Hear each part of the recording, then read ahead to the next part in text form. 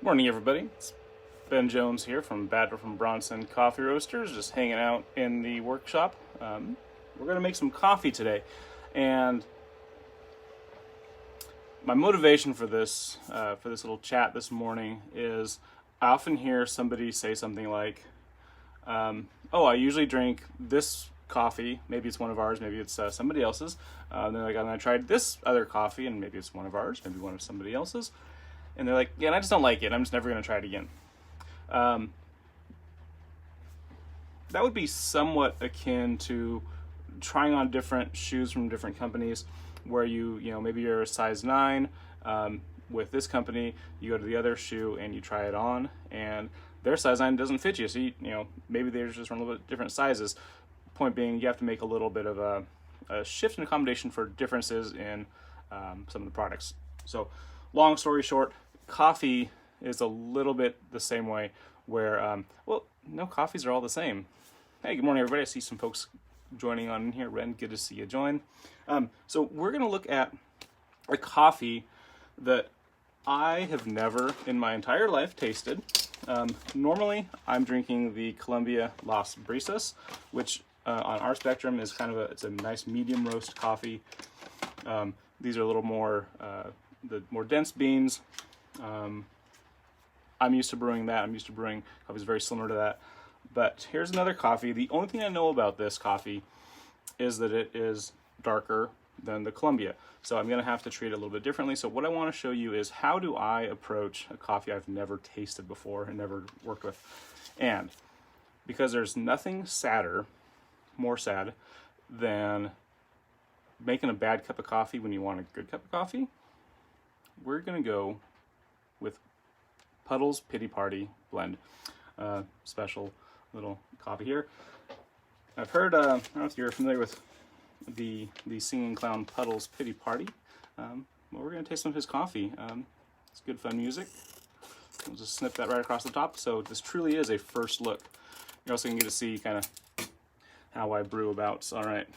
So this is a blend. So we're looking at, I believe this has 4 different coffees in it. And what I do when I'm looking at something new, I'm going to pour a little bit into my hand and get a look at these. So this definitely is a darker roast than the Colombia Las Brisas. Very aromatic in the bean. You can see a little tiny bit of oil beginning to express from those beans. So that is an indicator of a slightly darker roast. So what I want to do is I'm going to use my scale, and I'm going to pour into it 19 grams of coffee, because that's my baseline. Let me turn it down a little bit so you can catch. There we go. 19 grams is my baseline for a mug of coffee. And then I have to ponder real quick, what brew method do I want to use? If I'm talking about a dark roast coffee, something a little bit darker than medium, something like a French component, or even an Italian style roast, I'm going to look at something that's going to be a little more what we call full immersion. French press, the Clever, but I'm going to go AeroPress on this one because I feel like that's the right answer. So I'm going to go and choose the grind setting. I'm going to keep it where it's at. It's moderately on the coarse side of drip, so pardon the noise. I'm going to grind. And I'll get my AeroPress filters.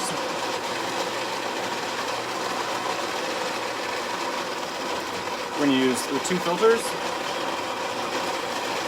Grab my AeroPress.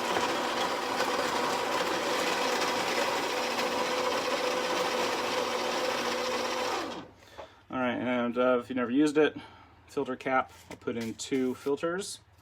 That will lock onto the bottom of the press. So this is just an AeroPress, but I've put a koozie around it to try to keep the temperature stable, because I'm out here in the shop and it gets cold. All right, and then the next step will be, I got my water. Knowing that this was a darker roast coffee, I went ahead and didn't heat the water quite as high. When I'm working with medium roast, I want to break the 200-degree temperatures. If I'm working with something a little bit darker, I'm going to bring it down a little bit. So the water's sitting just below 200 degrees right now. Just going to give this a little dump out. All right.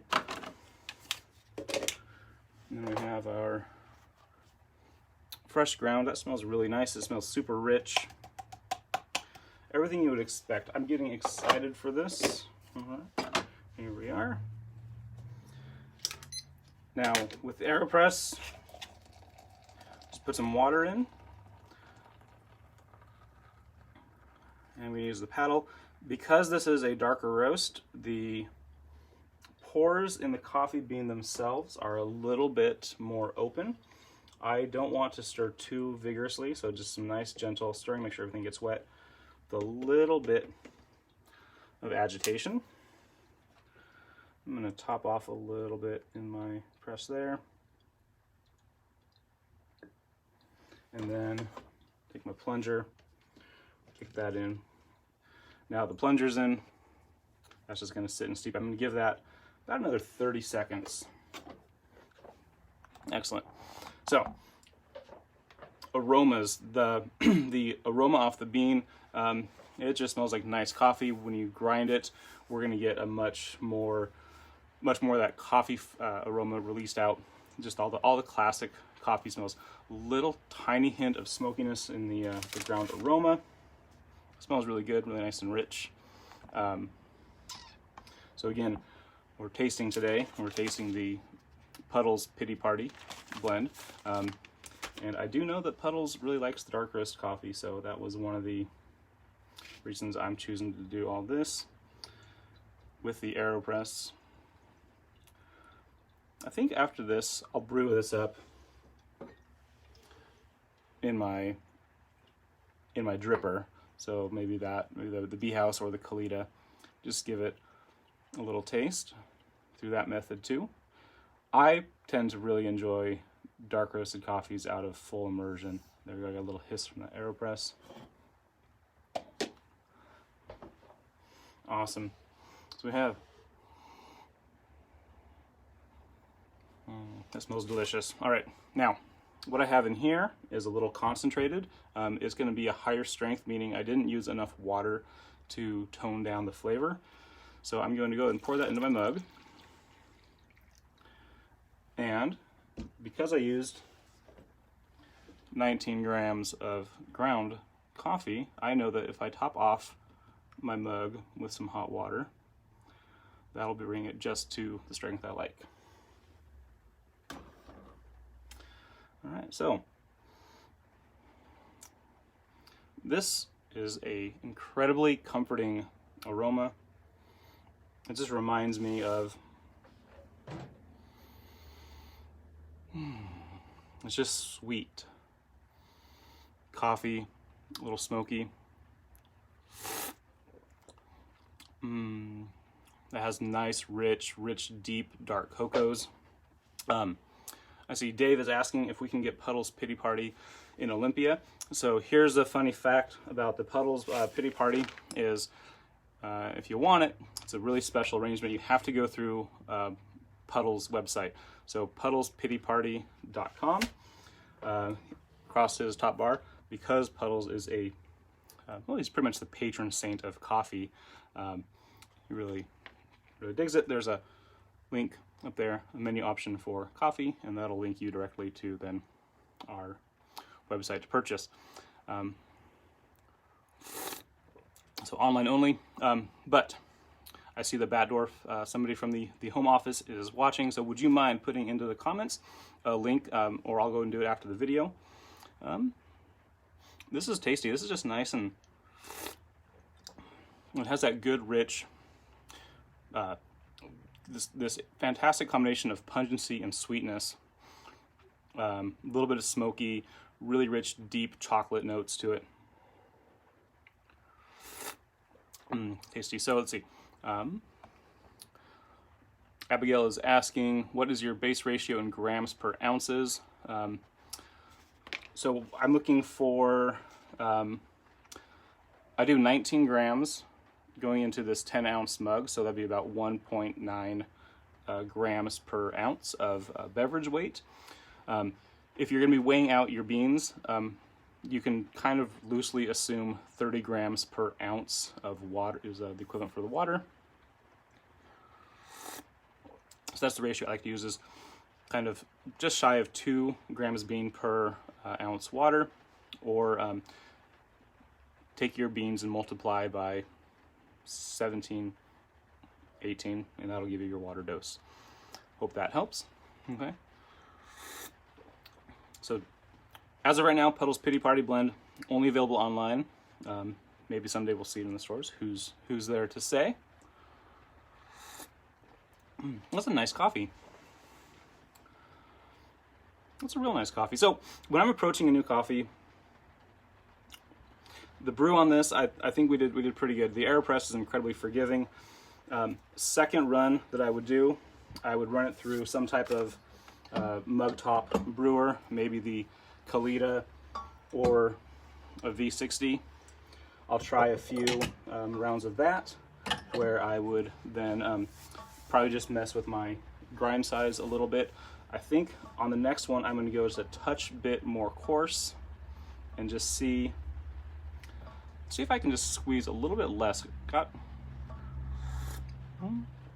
That's just a little bit long in the contact for this one. So on the next one, I think I'll just try either going with a little bit more coarse grounds, or maybe taking 10 seconds off the brew time, or softening my stir.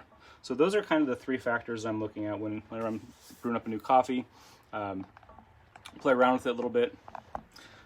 First thing I do is I look at how dark it is to see, kind of get a base idea of what it might need. Then I will pick a device to brew with, and I like to brew with something that I'm really familiar with. If you're a home brewer using a batch brewer, like if you're using your Bonavita, the big, make a whole pot of coffee, that's tough to dial in, because you use a lot of coffee to do that. But when you're doing, single cups, you can tweak those variables a little bit. Then I play with it, and usually by, the second or third cup in, I have a real good idea of what I want to do moving ahead. And for a lot of people, those are subtle changes in between. And what I really know is that this is a really fine cup of coffee, and I think I might go find a slice of pie and just kick back and enjoy this coffee with a slice of pie. So, puddlespityparty.com. Brendan, thank you for tossing that link up in the comments. Thank you all for joining, and just make sure I answered all the questions everybody has. Looking good. All right, everybody, thank you for joining. I'm going to go enjoy this. Truly is an enjoyable cup of coffee. Take care.